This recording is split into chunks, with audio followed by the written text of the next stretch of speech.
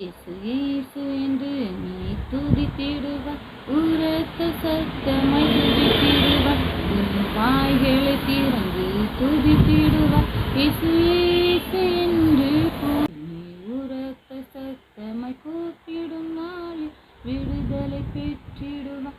இயேசு இயேசு என்று வாய்களை திறந்து கூப்பிடும் நாளில் விடுதலை பெற்றிடுவாய். திற திற திற திற திற திற திற திற உன் வாய்களை திறந்து கூப்பிடுவாய்.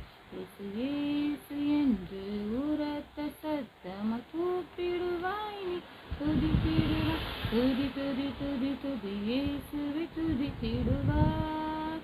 இயேசு நாமத்தை துதித்திடுவாய். உன் வாய்களை திறந்து உரத்த சத்தமாய் இயேசு என்று கூப்பிடுவாய்.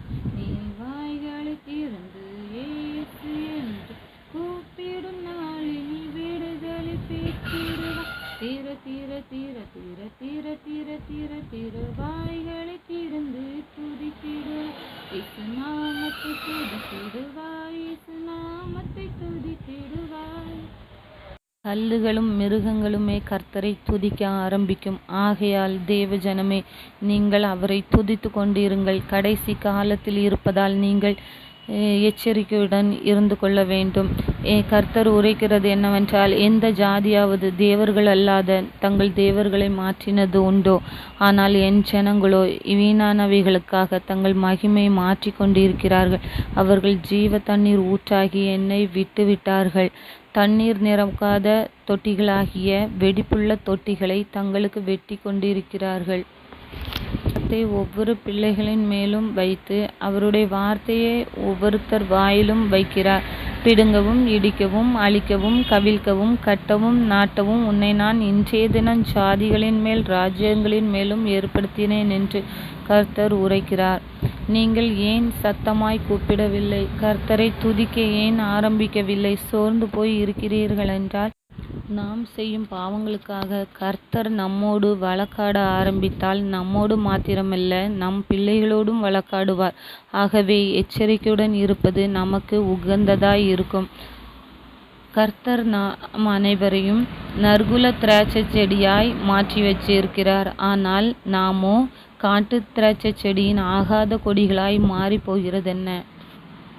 எத்தனையோ வார்த்தைகள் உங்கள் இருதயத்தில் பேசிக்கொண்டாலும் ஏன் செவி கொடுக்காமல் இருக்கிறீர்கள்? ஒரு சுனாமி வருகிறதென்றாலே எத்தனையோ பேர் ஓடிக்கொள்கிறோம். சில பேர் அங்கே இருக்கிறார்கள். ஆனால் அது வரும்னு தெரிஞ்சு ஓடிக்கொள்கிறவர்கள் காப்பாற்றப்படுகிறார்கள். ஆனால் அது வந்தால் வரட்டும், பார்த்துக்கலாம் என்று சொல்கிறவர்கள் அதே இடத்தில் இருக்கிறார். எப்படி ஒரு சுனாமி வந்து அனைவரையும் அடித்து கொண்டு செல்கிறதோ, அதே மாதிரி இரக்கமுள்ள கிருபையுள்ள தேவனாகிய கர்த்தர் இயேசு கிறிஸ்து இறங்கி வரும்போது, அவர் மகிமையுள்ள சிங்காசனத்தில் அமரும்போது, அவர் இரக்கமற்றவராய் அல்லாமல் நியாயம் தீர்க்கிற நியாயாதிபதியாக அவர் வருகிறார். நியாயம் தீர்க்கிற நியாயாதிபதி வருகிற நாளில் நாம் செய்த பாவங்களுக்காக நமக்கு மன்னிப்பு உண்டு என்று நாம் நினைத்து கொண்டிருந்தால் அதைவிட வெறும் முட்டாள்தனம் இருக்க முடியாது. அவர் அக்னி கடலிலே தள்ளுகிறவராய் வருவார். எப்படி ஒரு சுனாமி அத்தனை பேரையும் அடித்து கொண்டு போகிறதோ, அதே மாதிரி நியாயாசனத்தில் இருக்கிறவர் நியாயம் தீர்க்கும்போது அத்தனை பேரும் நாம் மரணத்திற்கு ஏதுவான அக்னி கடலிலே தள்ளப்படுவோம். ஆகையால் எச்சரிப்பு செய்தி நம் காதுகளில் கேட்கும்போது அந்த செய்தியை உணராமல் இருக்கிறது நமக்கு ஆபத்து என்பதை உணர்ந்து கொள்ள வேண்டும். ஒவ்வொரு பிள்ளைகளின் இருதயத்தோடும் ஒவ்வொரு வார்த்தைகள் பேசும். அந்த வார்த்தைகள் பேசும்போது உணர்வடையுங்கள். கர்த்தருக்கு பயப்படுகிற ஒவ்வொரு பிள்ளைகளும் கர்த்தரை நம்பிக்கொண்டு இருங்கள். அவரே உங்களுக்கு துணையும் அவரே கேடகமுமாய் இருப்பார்.